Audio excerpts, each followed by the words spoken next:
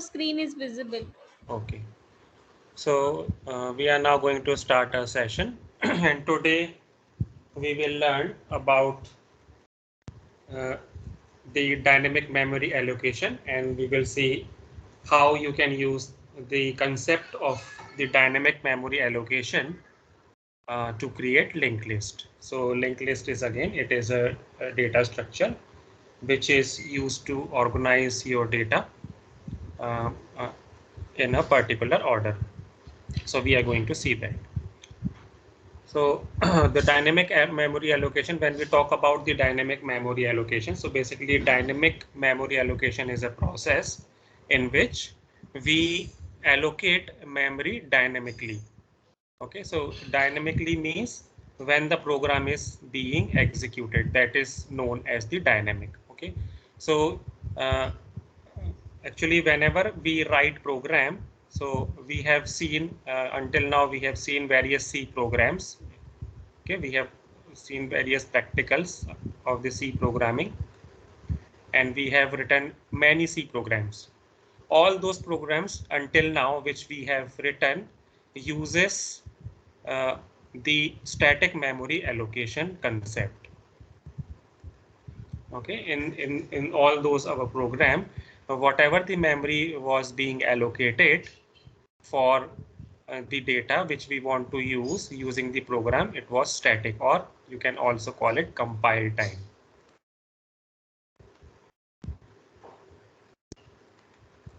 Okay, so we know that it is very important for each of the program to allocate memory so that the data which is input by user or data the program processes should be stored in that memory. So until now we have seen whatever program we have seen, all those program uses the concept of static or compile time memory allocation. It means the memory has been allocated for the variables defined in the program before program start its execution. Okay, or before program proceeds uh, uh, the processing of the instructions. But now today we will learn how we can allocate memory dynamically. So this is the first technique which is used to allocate memory, and the second technique is the dynamic. And dynamic you can also refer to as runtime. It means now we will be allocating memory for our program while the program is in execution, and we will allocate memory as and when required. Okay, so this is the concept which we are going to see today. And for allocating memory dynamically, we should use pointer. So pointers comes into play whenever we allocate memory dynamically. So in today's class, the learning objectives are: we will understand what is the dynamic memory allocation, and we will learn there are different functions which are used to allocate memory dynamically. So we will learn about those functions. Then we will also implement the dynamic memory allocation concept uh, in our code, and we will also understand about the linked list. So in the earlier sessions, I have explained you one topic, one concept in which you have all learned how the memory is how the memory is uh, used by the C programs. For example, at which part of the memory the C program can use data. So for that we have also seen the memory architecture. Okay, so I have uh, explained you something like this about the memory architecture. So suppose this is our memory. So memory have different sections, and one of those section is stack,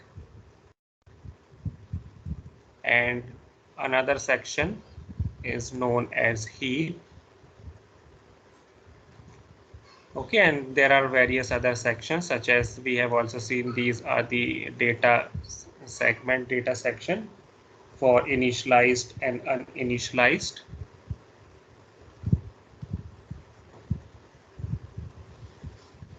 Okay, so we have already learned this, so I'm just recalling it.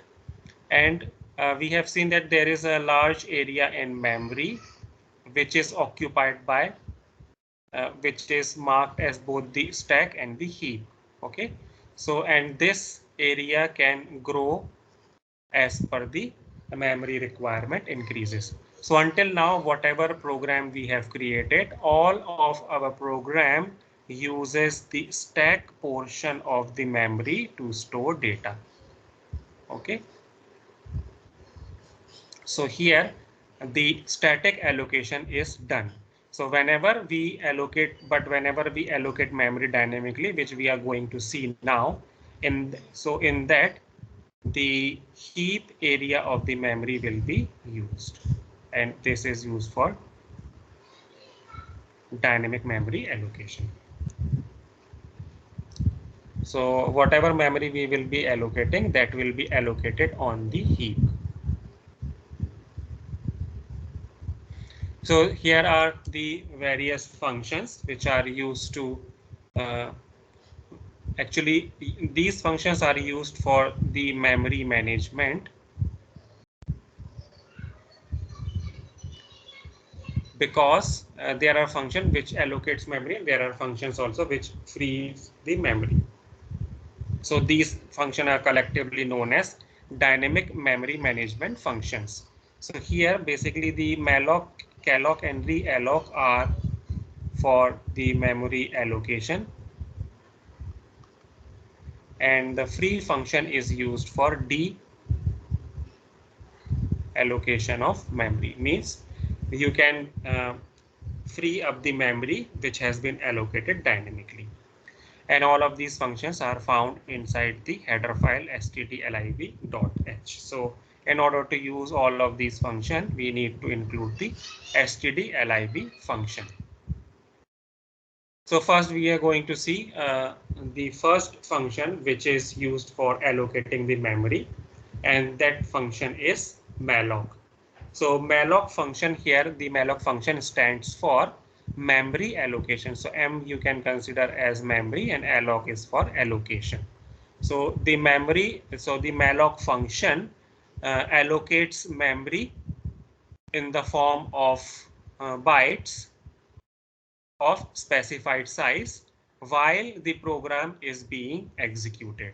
So it means that malloc function allocates the memory for the program so that the program can store data in that allocated memory when the program is executing or at the runtime. That is the purpose of the malloc function. Okay, and malloc function returns the pointer of type void. Okay, so we have seen we have learned about the function return type. So whenever we write a function, we know that every function has a return type. So for example, if we define a function show, so we know that this show function has a return type that is of type void. It means it does not return any value. And whenever we specify a function uh, from which we want to return some kind of value, let's say integer, so we have to define the return type of the function as int. So we already know this. So here the function which here the malloc function also returns a value, but it returns the pointer. Okay, so we have in our pointer class we have learned how we can return pointer from the function. So the same concept is used here, but here the malloc function returns the pointer of type void. It means it returns the void pointer. And we all know that I have also given you one example. We all know that void pointer is known as the uh,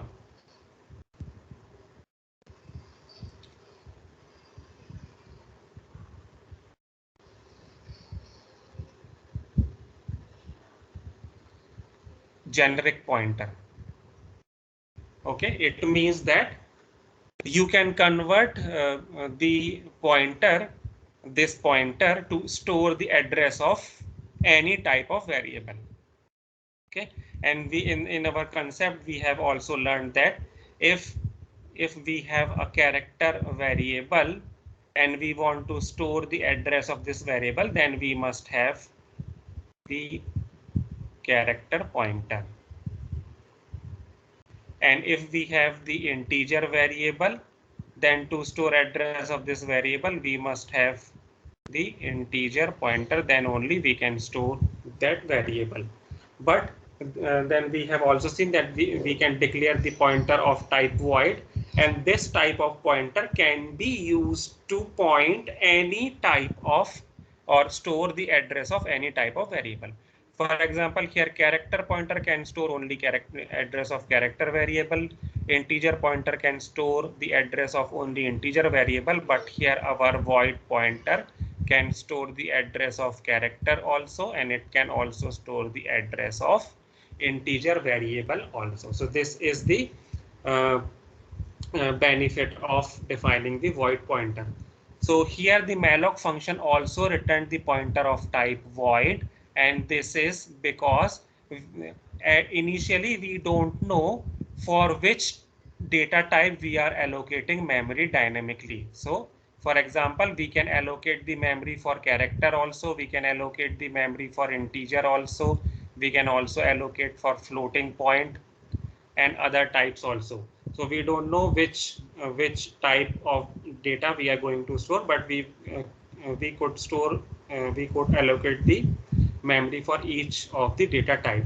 So because initially we don't know, but later on when we specify uh, the size for the data type, then at that time we can convert this memory which is being allocated according to that data type, and then that value can be stored. So this is why this malloc function returns the void pointer, so that if we want to store the address of integer data, then we can convert that value which is returned by the malloc function to integer type. And if we want to allocate memory for floating point value, then we can convert the return value which is the void pointer by malloc to the floating point type. So that is why this function returns the void pointer. And how you can convert that value is by simply using the concept of typecasting, means converting the value. So here the typecasting is used. So for example, the one example is also given here. Suppose I want to allocate the uh, memory for floating point type, then what we are doing is we are converting the value which is returned by the malloc function. So malloc function returns the void pointer, and this void pointer we are converting into floating point type, so that we can allocate the memory for floating to store the floating point data type. So that is why the malloc function returns void. Similarly, the calloc function also, which we are going to see later on. So here you can see that this is the example of how the memory is allocated. So here what we are doing is we are allocating the memory of floating point type. So let's say if the size of float is 4, then total memory which we are allocating is 4 into 100, that is 400 bytes of memory. Okay, so here the memory is allocated is equal to 400 bytes, and this memory can be used to store 100 floating type variables. Okay, so we can store 100 float values, considering that one floating point value takes 4 bytes. So this is how we can allocate the memory for any of the data type which we want to store. And secondly, this malloc function allocates only single block of storage. So here we are allocating the memory 400 bytes. So this whole 400 byte of storage will be considered as a single block. Okay, this will be considered as single block. Okay, so the malloc function allocates the memory dynamically for any of the data type, and malloc function allocates the memory uh, in the form of a single block of storage. Next function is the calloc function. So the calloc function stands for contiguous allocation. Okay. So unlike the malloc function, so here when you see the syntax of the malloc function, so in the malloc function, we have to specify only one argument. Okay, so there is only one argument or parameter in the malloc function, that is the size in bytes which we want to allocate. So this size is actually, it is the, we must specify the size in bytes. Okay, you can directly write like this also. Let's say you can allocate the 400 byte.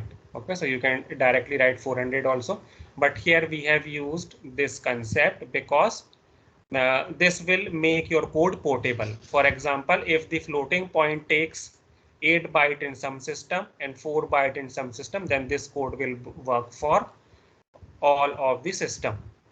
Okay, but if you directly specify 400, so in this system which has 8 byte for floating type, can store only 50 variables, and here it can store 100 variables. So to avoid this kind of situation, we usually don't specify bytes directly, rather we use the size of operator to identify the size of data type, and then accordingly we allocate the memory. So this point also you have to remember or keep in mind whenever you are dealing with uh, different data types. So this will also make your code portable. And the another function is, as I have explained, that the calloc stands for contiguous allocation. So calloc function, unlike malloc function, the similarity between the calloc and malloc is that the malloc and calloc, both of the functions are used to allocate memory dynamically. But the calloc function, the difference is the malloc function takes only one argument, whereas the calloc function takes two arguments or parameters. Uh, that is, first is the size in bytes which we want to allocate, and then how many number of those bytes we want to allocate. So here we specify the numbers also. Okay, actually here this is the same way of doing that, but with the one argument. Okay, and another difference is that the calloc function allocates multiple blocks of storage, whereas malloc function allocates only single block of storage. So for example, if I write malloc and let's say I want to store 10 integers, so I can write like this: 10 into size of int, and then I also write calloc, then I can write 10 comma size of int. I can write like this. So here both the function allocates, if the integer is 2 byte, then both the function allocates 20 bytes. Okay, so calloc also allocate 20 bytes,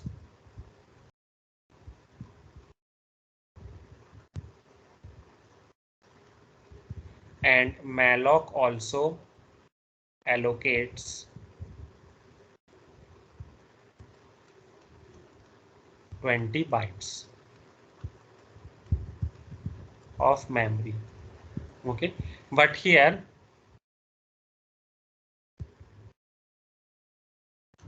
the malloc function treats all the memory allocated as a single block, whereas calloc function treats creates every block of 2 bytes. So 2 byte of block, second 2 byte of block, then 2 byte of block. So in this way, it allocates the memory accordingly. Okay, so this is how the memory is allocated. This is the difference between the calloc and malloc. And malloc function does not initialize the allocate memory with any value, whereas the calloc function initialize it with 0. All the memory which it allocate, it initialize it with 0, regardless of any data type. So this is the main difference between the calloc and the malloc function. Otherwise, these are the similar. If you write here, I have given 10, and if you write 10 into then size of similar to this whole thing, if you write here, so in this case now calloc function would allocate 40 bytes of memory. Not 40 bytes, more than that. It will allocate around 2 into 10 is 20, and 20 into 10 is equal to, so it will allocate around 200 bytes. Okay, so actually this I have written only to explain you, but you can do the same thing with both the function as the example I have given here. Okay, so this is the difference between the calloc and the malloc function.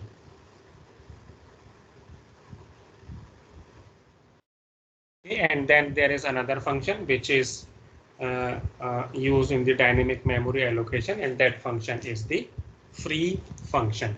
And free function deallocates any space which is occupied by your program. Okay, so it simply frees up the space. So it takes only one argument, that is the pointer, which is used for the dynamic memory allocation. Okay, so let me give you one example. So I will explain realloc also, then we will go through the example. The realloc function is another function. So realloc function is basically used to modify the previously allocated memory. For example, let's say at some stage in the program, you have allocated memory to store 5 integers. Now you want to allocate memory for 10 integers. So the same memory you can modify and you can reallocate the memory for those variables.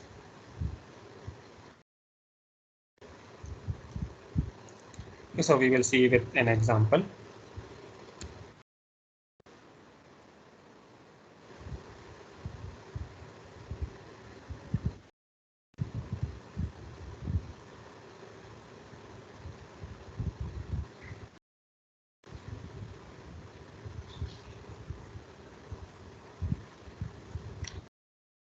Okay, so the first thing you have to do is include the header file. Okay,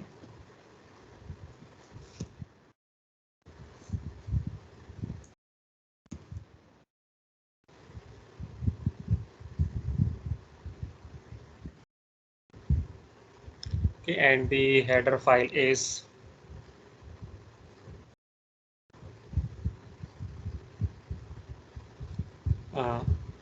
hash include stdlib.h.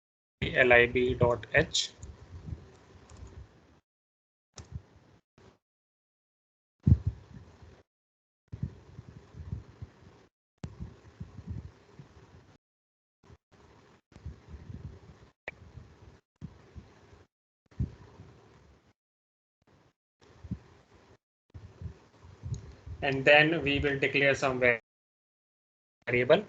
So I will declare one variable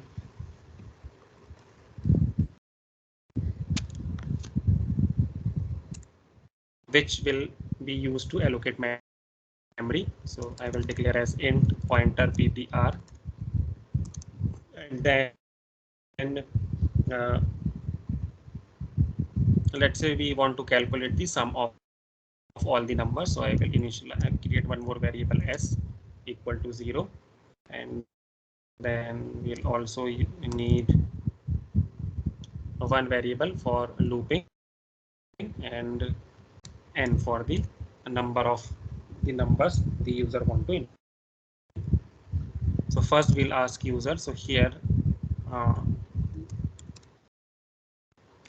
and not use printf function because we are using the virtual environment. So directly I will input the value in the n. So here n is the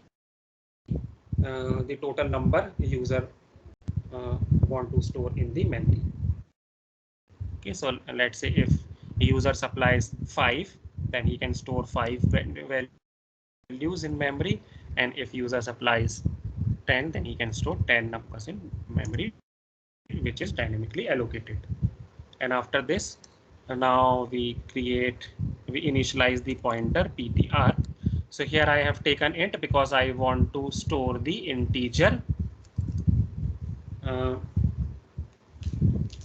allocate the memory for storing the integer data type. Okay, so here I can write malloc function, and then for how many numbers I want to allocate memory, n numbers, and where the size of each number is size of int.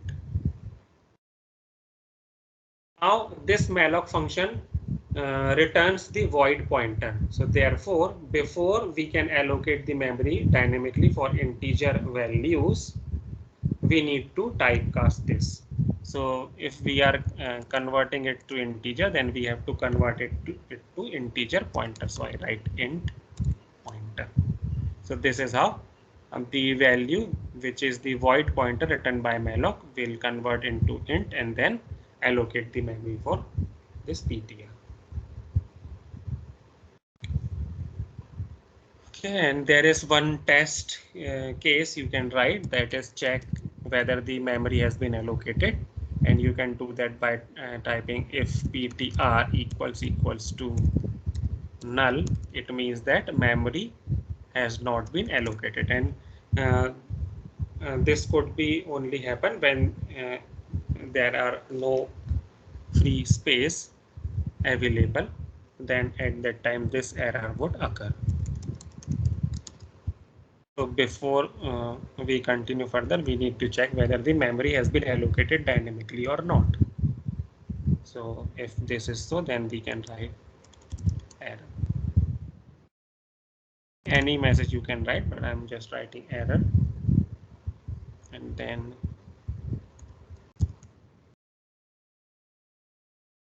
we can exit from this function. Exit from the program.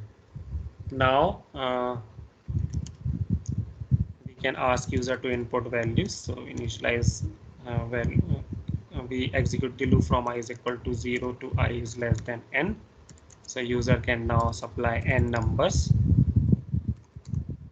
and then we can write the scanf statement, and within this scanf we can now input the values, and to get the values I just need ptr, and then what I'm going to do is I'm going to increment the ptr. So this will help us to input the values,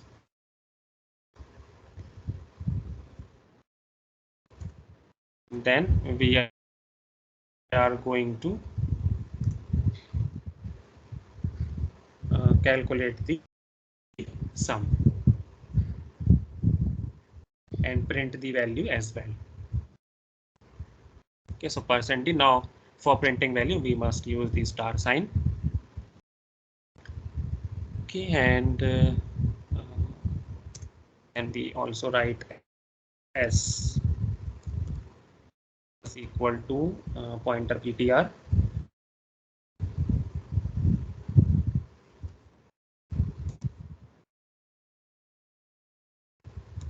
So this will calculate the sum. So we put some space after uh, this. We write equal to %d, and we write the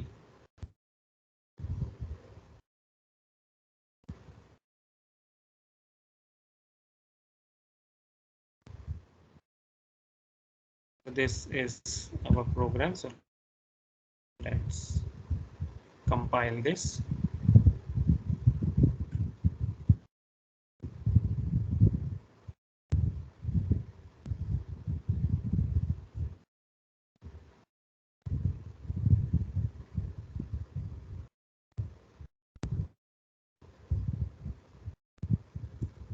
%d,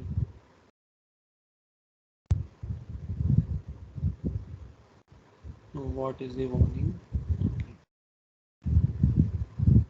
And then we supply the, this is the command line, so we provide the input. So first 5 and then 5 numbers. So you can put any number, 1, 2, 3, 4, 5. Okay, so this will be stored in n, and accordingly 5 times loop will be executed. So we have to supply the other 5 numbers as well.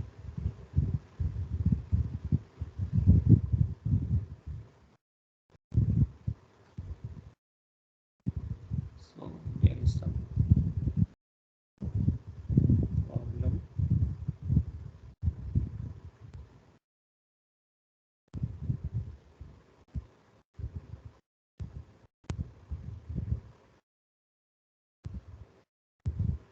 Can you just try to remove this?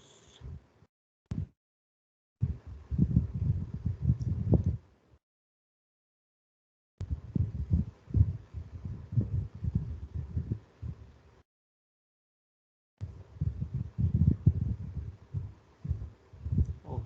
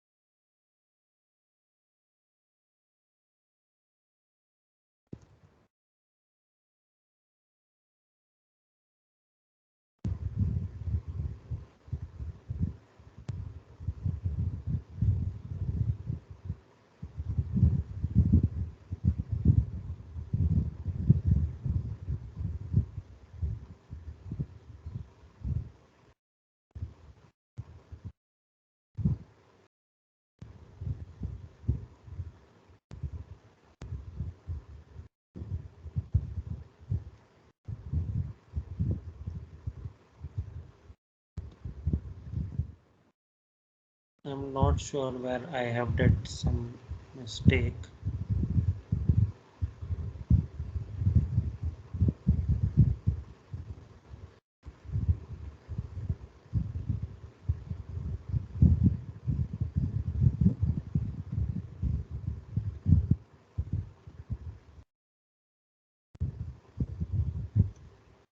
Okay, I'll just try one more wood instead of this.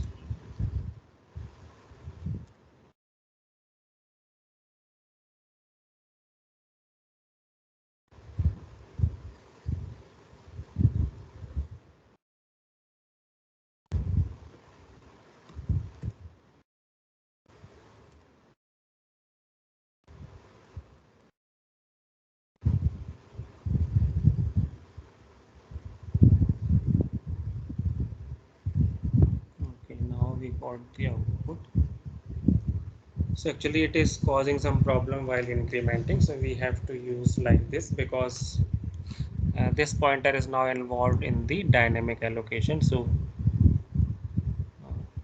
but it should also, oh okay, I have to write printf here.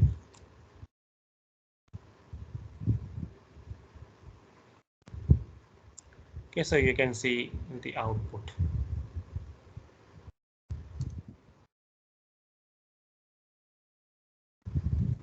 Okay, and if I try my previous code, let me try that as well.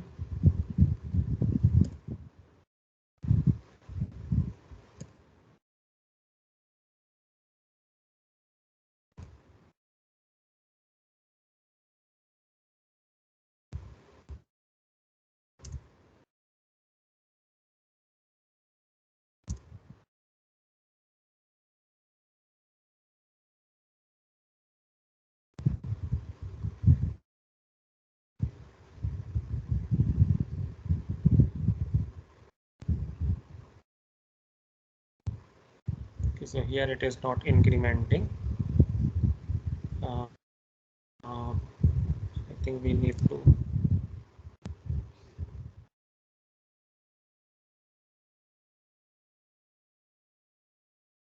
increment according to the integer value.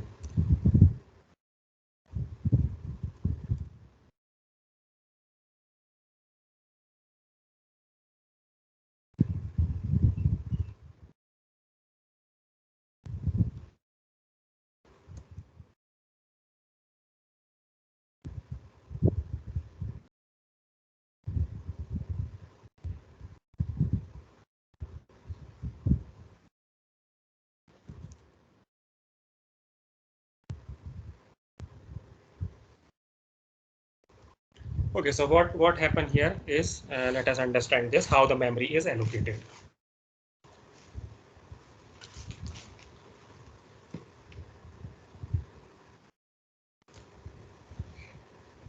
Okay, so here in our example, we have defined a variable pointer PTR which is used to allocate memory. So the memory for PTR will be allocated.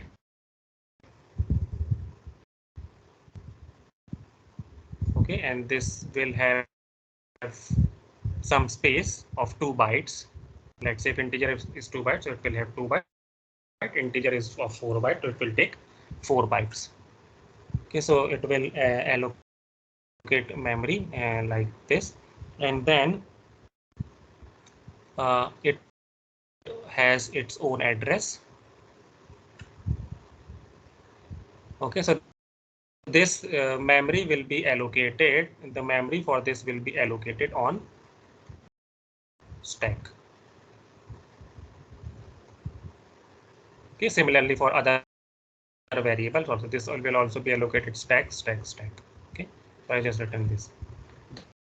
Then there will be one more area of the memory known as the heap. So when we write this statement, so this statement will allocate 2 into 10, that is 20 bytes of memory, and this memory will be allocated on heap. Okay, 20 bytes will be allocated, and let's say the address of first byte is 520 something. Okay, then 522, then 524, and so on. And the address of the first block will be stored in this pointer. So it means this will point to. So this is how the memory will be allocated dynamically on heap. Okay, so whenever we want to store the memory, so first we store, here we are getting the input from user, and whatever user input in this variable, so it means it will be stored on 520. Okay, so the first value will be stored on 520.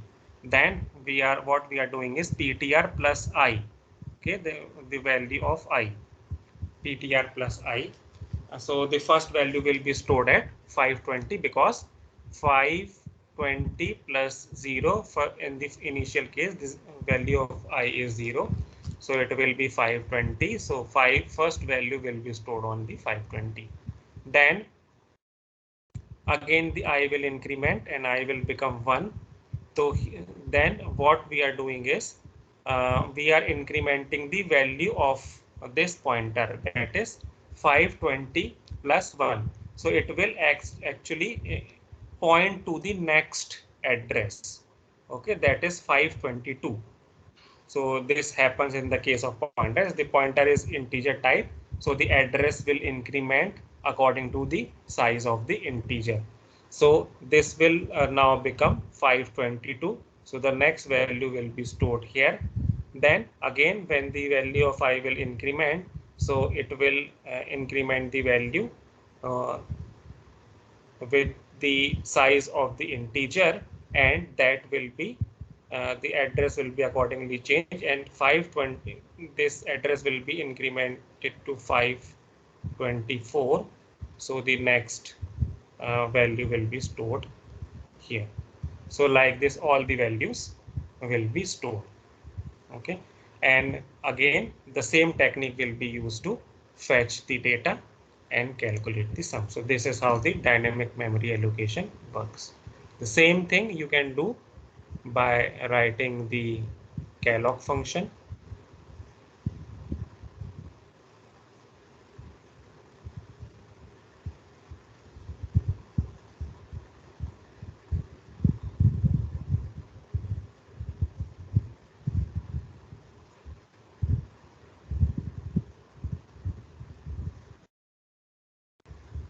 Okay, so instead of Malloc, I can change this code. So let me comment this so that you can understand the difference. And for using the Malloc, what we can do is we can write ptr and then pointer Malloc, and then we can specify n comma size of int.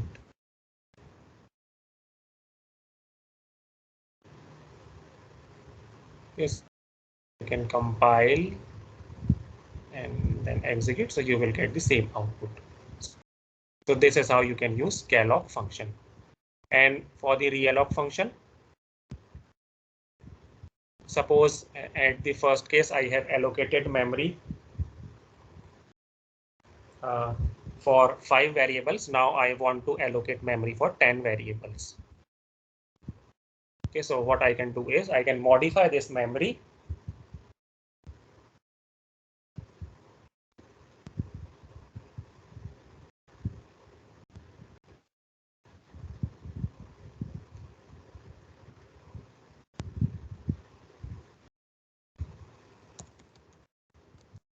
So I will print the message.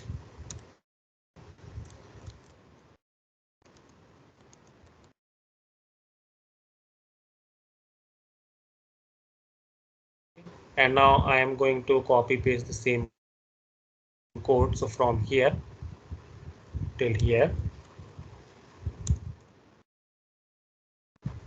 Okay, so here we will be reallocating memory. Okay, so instead of Malloc, now what I'm going to do is I will use realloc. Okay, and in this realloc, what I have to do is I have to specify 2 variables. Okay, so the first variable will be the pointer of which size we want to modify. So the ptr, and then it will be same as the Malloc function. Okay, now n bytes. So this n byte will come from the scanf and %d and /n. Okay, so I think this will work. So let me first clear the output, compile, scanf.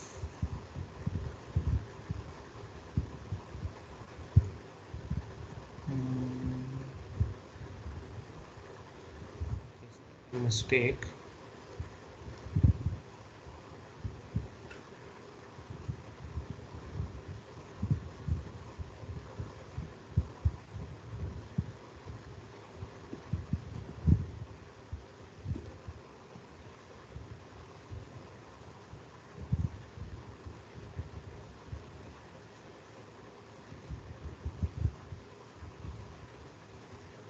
What happened to this?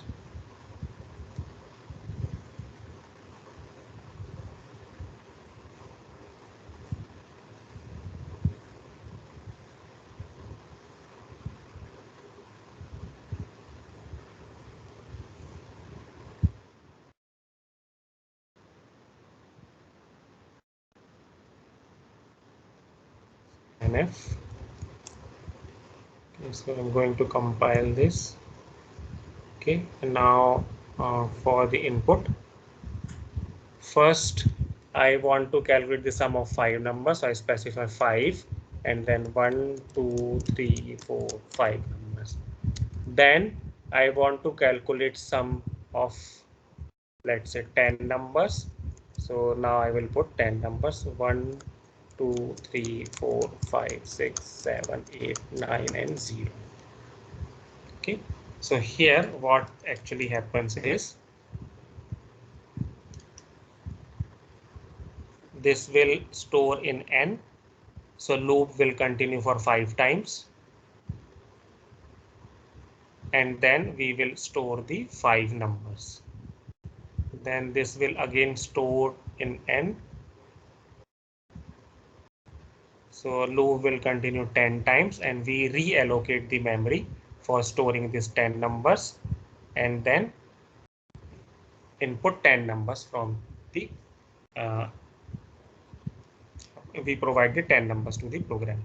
So initially our program allocates the memory for 5 integer, then later on the same memory we modify and store the 10 numbers. Okay, so in this way the memory will never be wasted. Whereas if you use array, then if you do not utilize the whole array, then your memory will be wasted. So this is the benefit of the dynamic memory allocation. So you can see the answer here. Okay, so I just have to change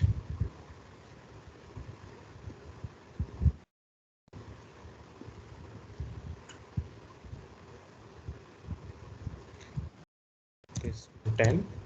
Okay, you can use the n also.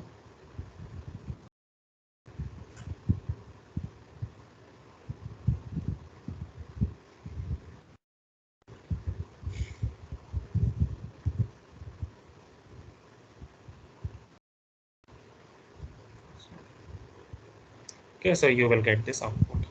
So this is how we allocate the memory. Then later on we think that we need to increase the memory, so we can increase also. And the free function is simple. After you have done all the task, you just write free and write ptr. So the changes will not be there in the code, but your memory will be deallocated.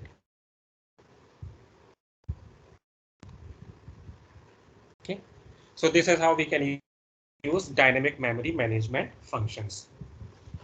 Now we are going to continue with the another topic, that is linked list.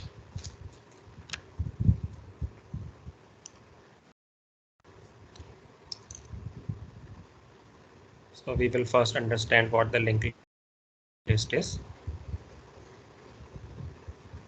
Okay, so linked list is basically a collection of objects which we also know call as the node. So basically linked list is a data structure which is used to store data in the memory. So unlike array, the data and linked list is also a linear data structure. Okay, so it is also a linear data structure. It means you store the data in some kind of sequence, but here the memory for each of the node in the linked list is not contiguous. Okay, so the nodes may be different. For example, when you want to store 10 number using array, so you specify the 10 contiguous memory locations. But if you want to store 10 using linked list, then we create something known as nodes, and these nodes will be scattered in the memory anywhere else. Let's say after this node this will come, and after this node will come, after this will come, and after this. So they can be stored anywhere, but yet they are linked in some way, so that it becomes easy to get each of the access each of the node and their values. So the benefit of using linked list is that linked lists are used to allocate memory dynamically and to store data dynamically, because whenever we use linked list, we make use of pointers and we allocate the memory for the linked list for each of the node dynamically as well. So this is the benefit of the linked list. And unlike array, the linked list can the size of linked list can grow and shrink as the data elements are added or removed. So linked list is basically collection of node. So whenever we talk about nodes, the nodes are used to store data. So this is the example diagram of a node which is used in the linked list, and every node has two sections. First is the data section and another one is the reference section or the link section. Okay, you can also call it a link section. In our C code, we can define linked list with the help of structure, and here within the structure we specify two members. So first member which will store our data, and second number which will store reference or the address or the link to the next node. Okay, so this is how we can specify the linked list. Here also you can see the concept of a nested structure, which we have already learned. So there are different types of linked lists. First type of linked list is the singly linked list. In the singly linked list, the nodes are connected one node after the another. It means the first node contains the address of second node, and second node contains the address of third node, and accordingly the node contain address of each node, and the last node contains the null address. Okay, so because it does not point to any other node further. So this is the singly linked list. Within the singly linked list, so the operation that you can perform on the linked list, those operations are add element, remove element, and search element, and traverse elements. It means visit each of the node in the linked list.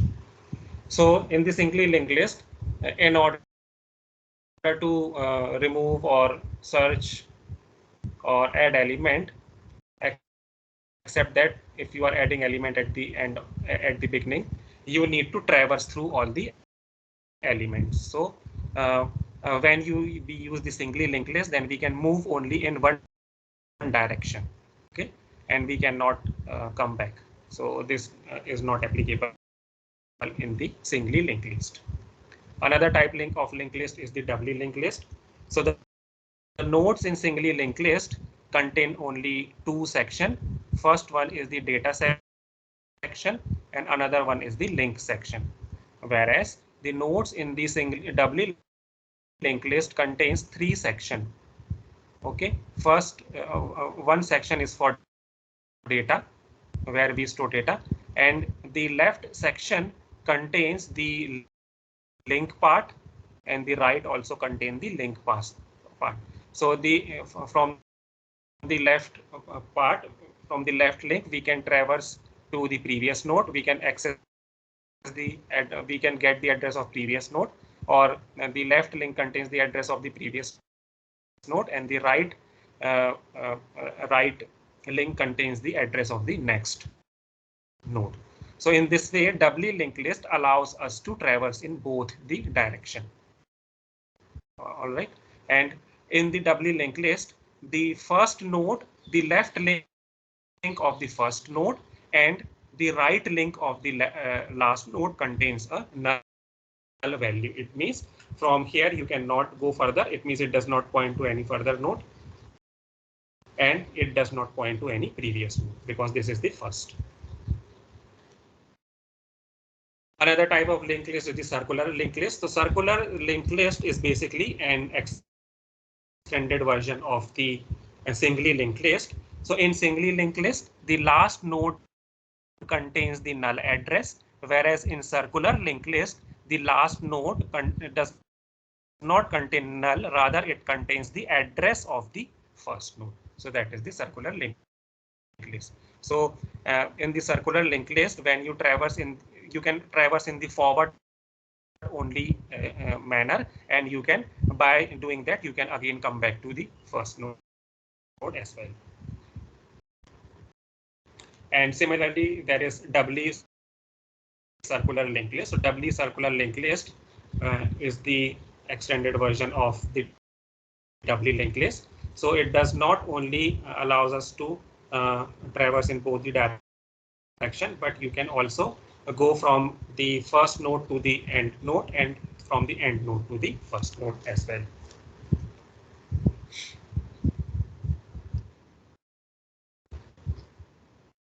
So I think I will give you one very quick example of how we can create a linked list.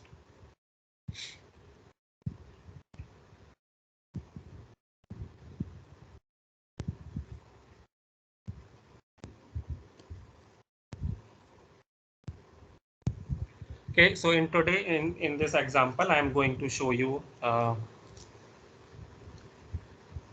the operations which you can perform on the linked list.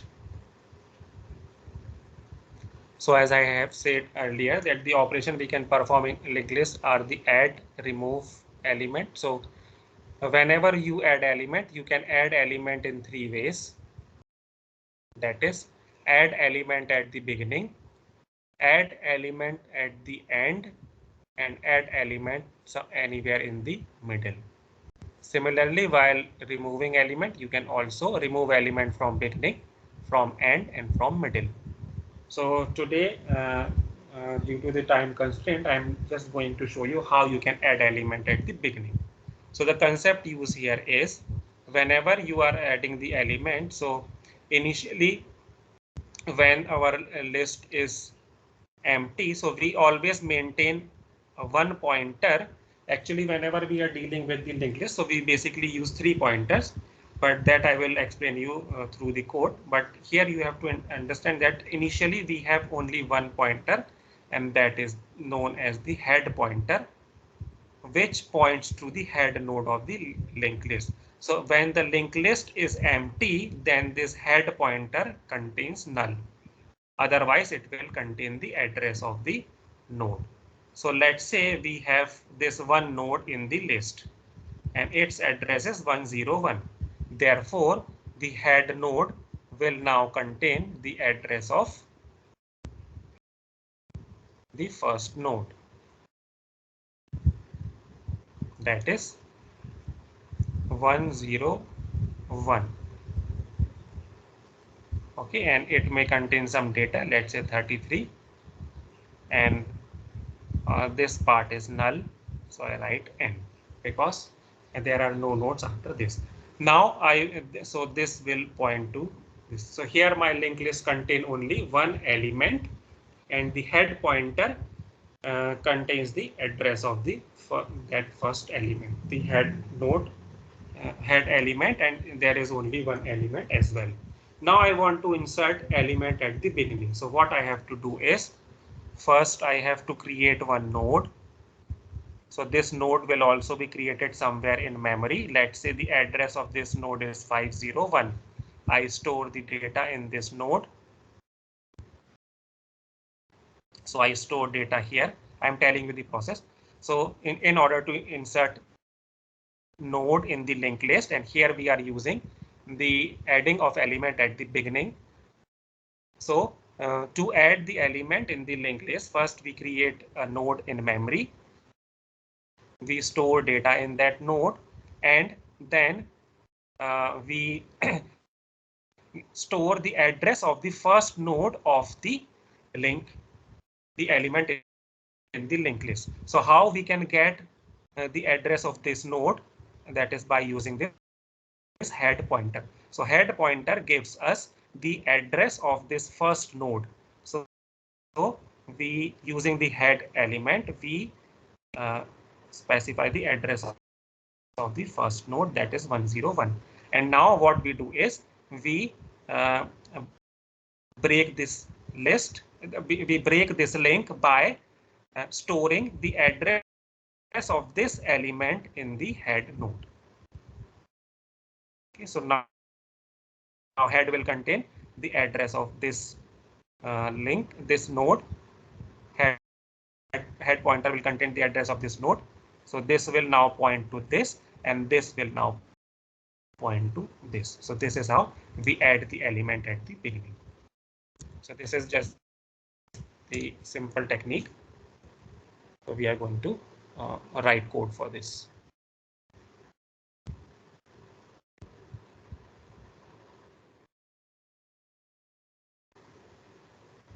Okay, so I'm globally defining a linked list. So first I define a node called, and then node, I name it as node.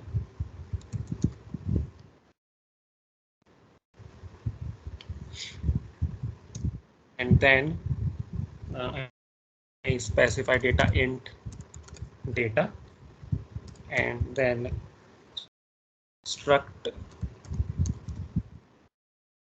node, which is this node, and I create its variable. I call it next. Or you can also write link. So let us write.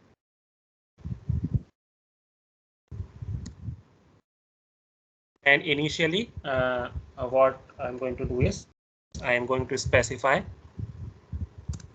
one variable struct node of this structure, struct node, and then pointer head. Okay, so you remember that initially we need one pointer which points to our head node, and it will be null if there is no data. Okay, so and within the main function, what we are going to do is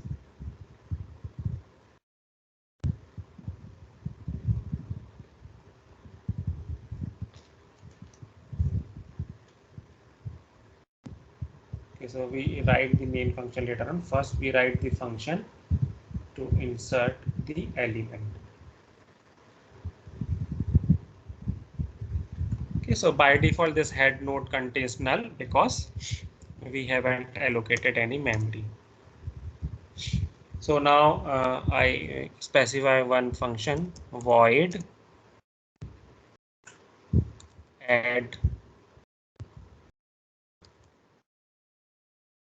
beginning, and I am adding the integer number, so I'll specify the int data.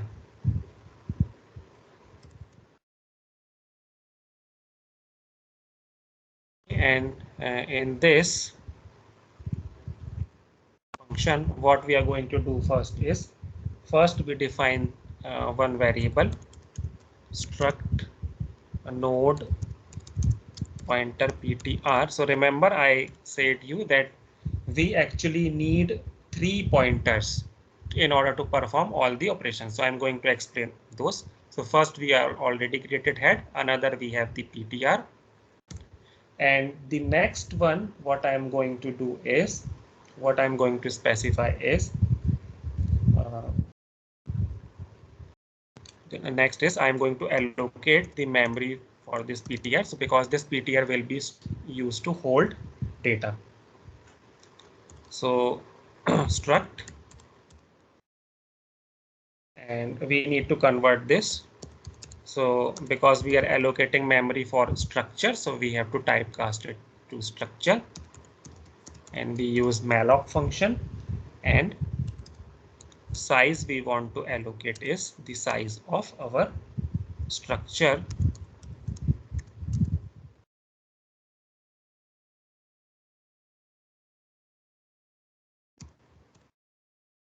Okay, so this will create a node in the memory. Now first we check, we can check condition if ptr is equals to null. Okay, it means that there is no memory available. So we can write it as, it means that there are no memory available, so we cannot create a new node. Else, what we are going to do is, now we want to access the this member of the node. So if you remember, while we have learned structure pointer, so whenever we have the pointer variable of a structure, so in order to access those member, we use the dash and greater than sign, that is the arrow operator. Okay, so what I'm going to do is ptr, through ptr, because we will be storing the data in the ptr node. ptr data will be equal to this data which we'll provide through the function. So I call it v data in order to differentiate.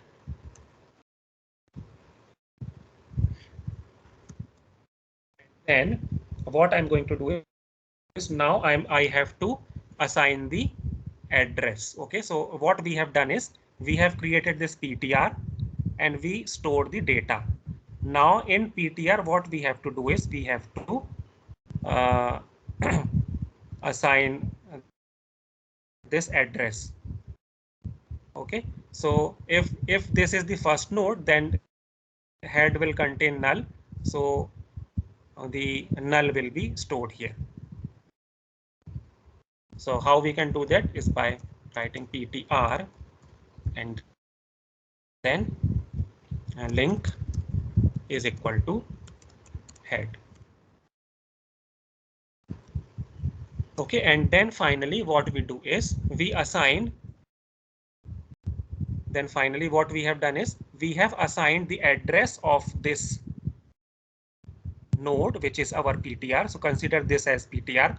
So what we have done is we have assigned the address of this ptr to our head node. So we write it as head is equal to ptr.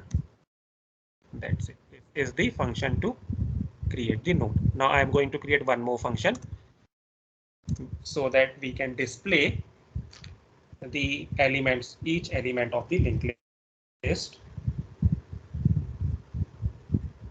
Okay, so for that I'm going to create a function void display. Okay, and here I'm going to specify the struct node, and then we can give it name, let's say give the same name ptr. Okay, So here we have make use of only two pointers, that is head and the PTR. The third pointer will be required, which I have said, whenever we are trying to insert the value at the middle somewhere. Okay. So right now the two pointers will do our work.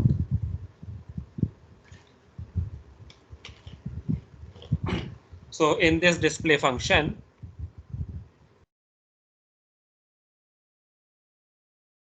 first what I'm going to do is I'm going to assign PTR the address which is in head, and after this I'll check if head is null, then obviously our PTR will also contain null. So in such case, if PTR is null, then what we are going to do is we print no list or no elements, because our list is blank, empty. Okay, otherwise what I'm going to do is I will be printing the value. So we have to make use of the looping statement. And how we can print value? We get the address of head element. We get the address of first element through head, and then we traverse the linked list until we find the null value. So we continue till that. So here I write a loop while PTR, my PTR does not find null. Until it does not find null, what I'm going to do is printf. I am going to print, we are only printing the data. So I'll write %d/t for tab space, and then PTR dash data. Okay, so through this we can extract the value of the structure member data. And then because we have to traverse, so then what we do is PTR is equal to PTR dash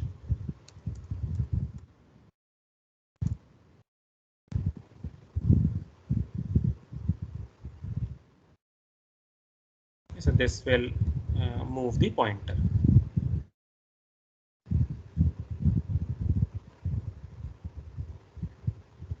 So within the main function, what I'm going to do is first let me display the data, the linked list. I'm just going to call the display function.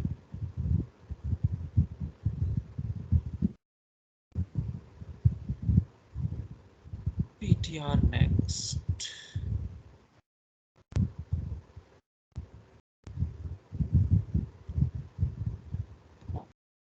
Okay, PTR link.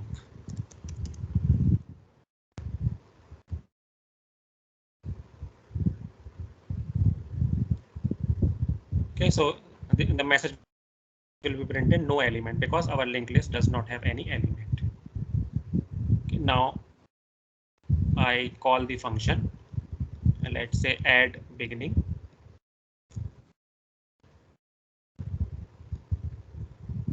Okay, so let me explain you this code as well. Okay, right now what we have done is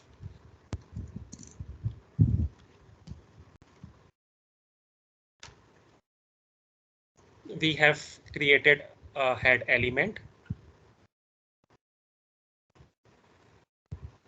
and suppose the address of this element is 101 and it contains null value. Then because we have called the display function, okay, we in main we have called the display function. In display function what we are doing is we have assigned, so there is one more variable will be created in memory, that is PTR. Okay, so will be created in memory.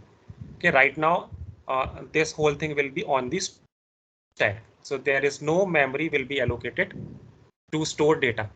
We are allocating memory to store data on the heap is in the insert function using the malloc.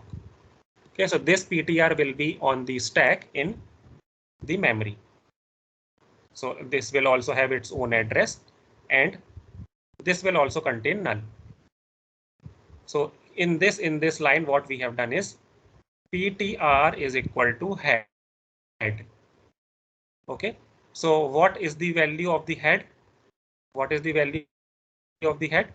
You remember when I have explained you pointer, so I told you then when you write the PTR, it means it is the value in the pointer. When you write ampersand PTR, it means it is the address of pointer. And when you write pointer PTR, it means it is the value at the address within the pointer.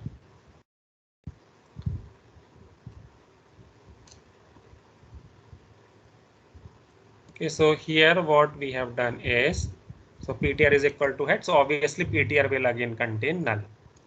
So while if PTR is equal to null, so no element will be printed. This is our first execution.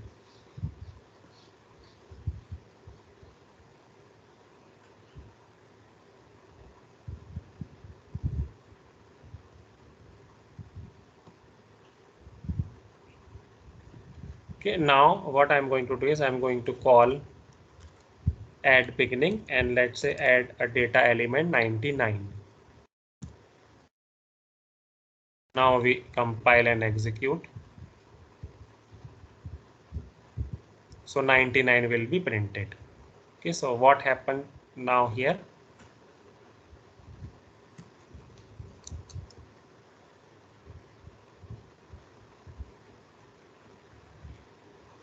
In memory, we have the variable head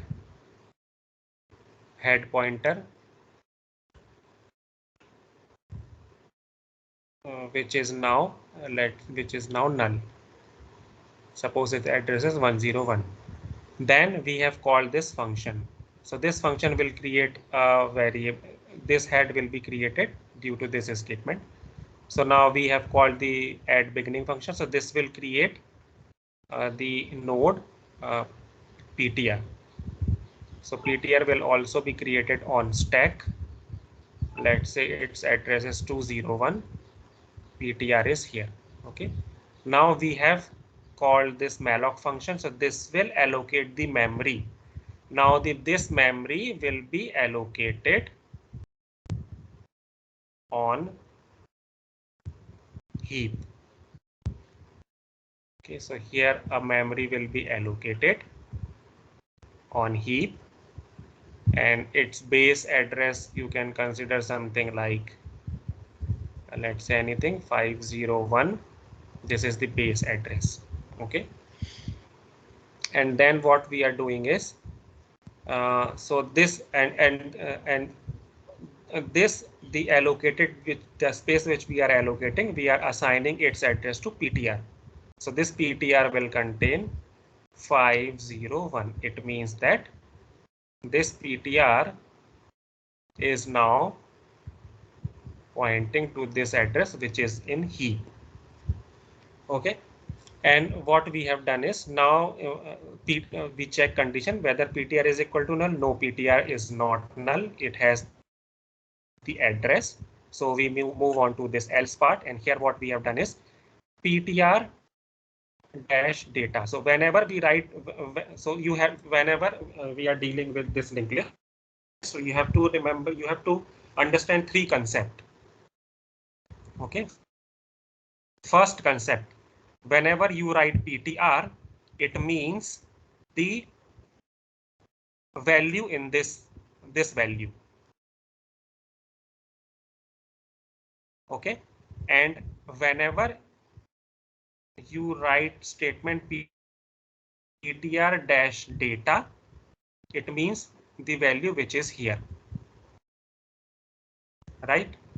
The value which is here in the data part. And whenever you write ptr dash link, it means the address in this part, not this address. This address we can get directly by using ptr, and this address we get by using ptr arrow link. Okay, so this, if you have understood these concepts, then linked list, understanding the linked list is a very simple job. Okay, so now what we have done is ptr dash data. So in ptr dash data, what we are doing is v data, and v data here we have specified 99. So 99 will be stored here, and then what we are doing is ptr dash link. It means in this part, what should be the value? The value of the head. So what is the value in the head? It is null. So null will be given here. And then what we are doing is head is equal to ptr. Okay, so ptr means, what does ptr means? Ptr means 501. So now the value in the head, the value in the head will be 501. Say it means that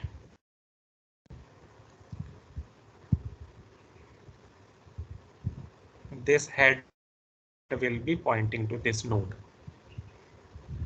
Okay, now it will remain as it is. And then we have called again to display function. So what the display function does is it will create the ptr. So because we are again creating ptr, so again ptr will be created somewhere in memory. We don't know what address, we consider the same address. And then we assign the head address to ptr. So 501 will be assigned here, and then ptr is not null. So we execute the loop while ptr is not equal to null. Okay, so ptr right now, the value of ptr is 501.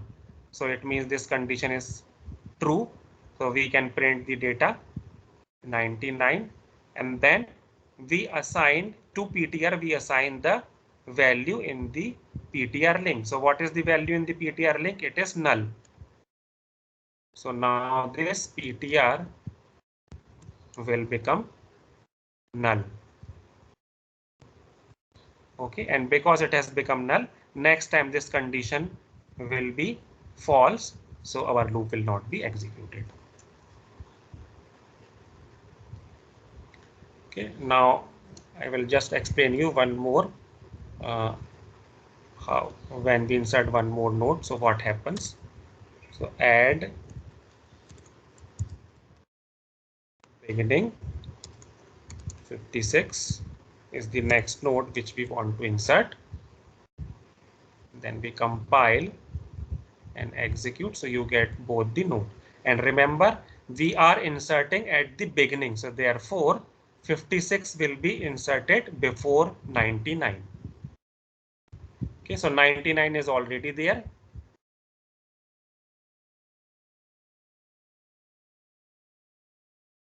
Okay, just remove this.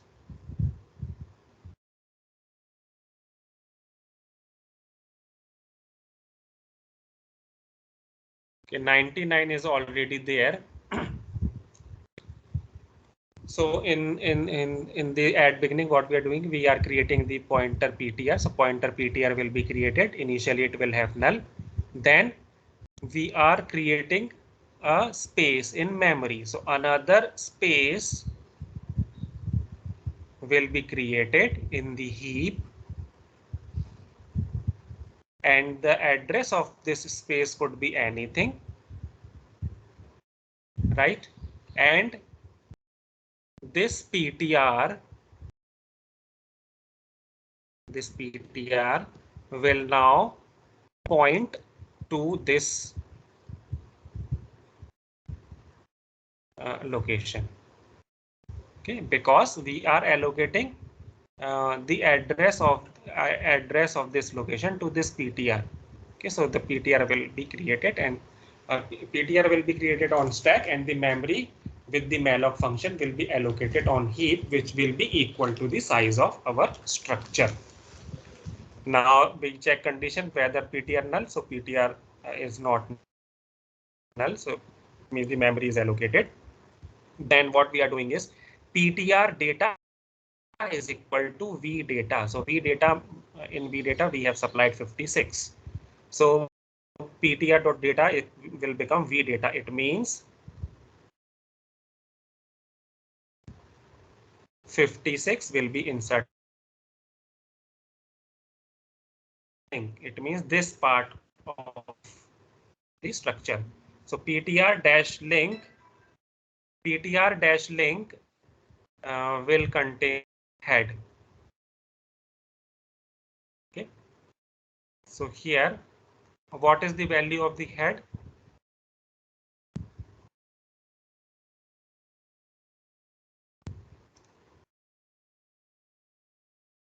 Okay. So what is the value of the head? 501. So PTR link will be equal to head. So 501 will be stored here. And then what we are doing is head is equal to PTR. So what is value of head? 501. And what value of PTR? 601. So 601 value of the head. So it means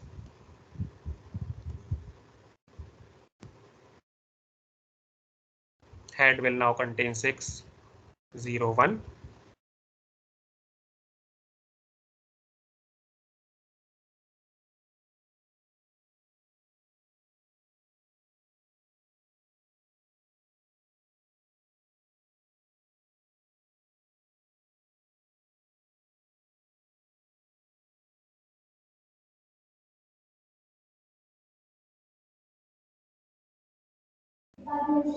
I think there is some issue with the sir's network. So let us wait for a few minutes if sir is possible to join.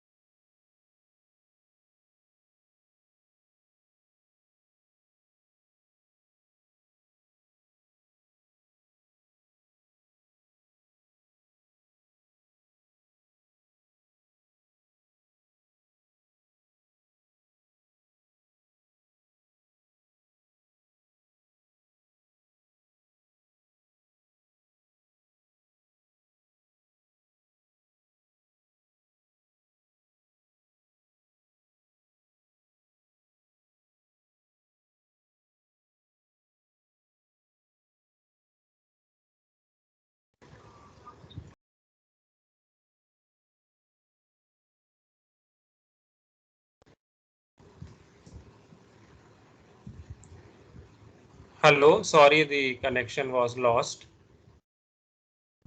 So I'm going.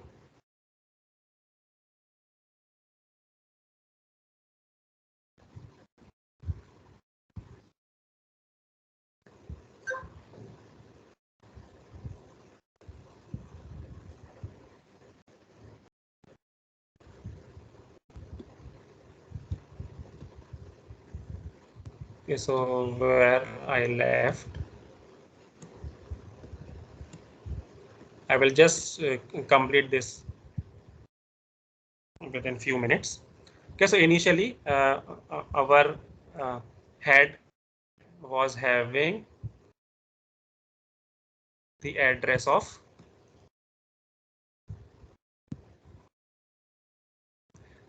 of this node. Okay, the 99 was there.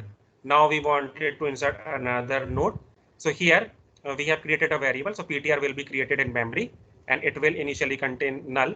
Now we allocate the memory using the malloc function. So another space will be allocated, which will be equal to the node, and it will also contain two parts. And the address of this node will be given to assigned to PTR. So it means PTR will now point to this memory location on the heap. Okay.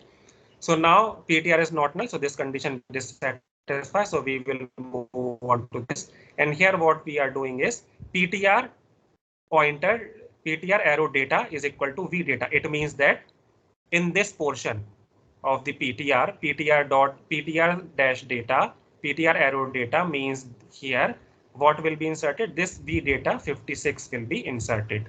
So 56 will be inserted here. Now PTR link means this portion of the structure will be equal to head. So head, what is the value in head? The value in head is 501. So here 501 will be stored because of this line. Okay.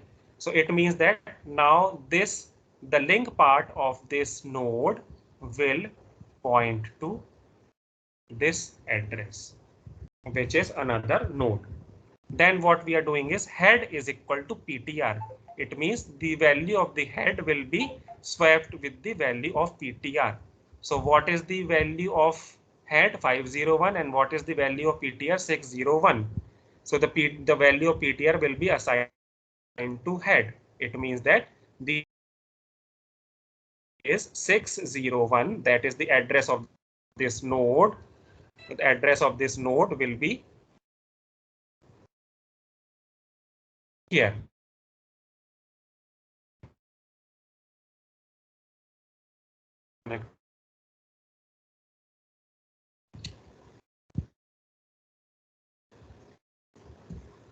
Okay. So the address of this node here, uh, here because of this statement, the head will become equal to PTR. It means the value of this PTR will be assigned to head. It means that our this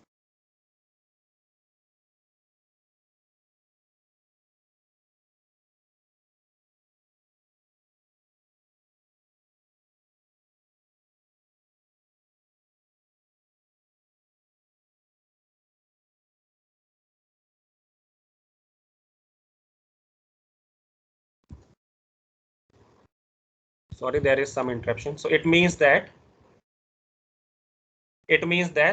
this here the link will be broken, and this will now point to this. So therefore the 56 will become our first node, and 99 will be the second node.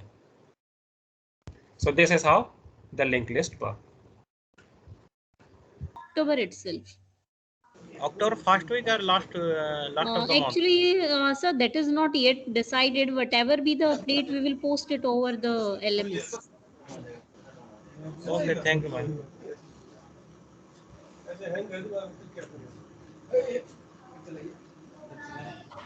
Okay, thank you, sir, for such an informative session. Okay, Thank you, learners. Stay safe, stay healthy. Have a Thank you, nice ma'am. day. Thank you, ma'am. Have a nice day.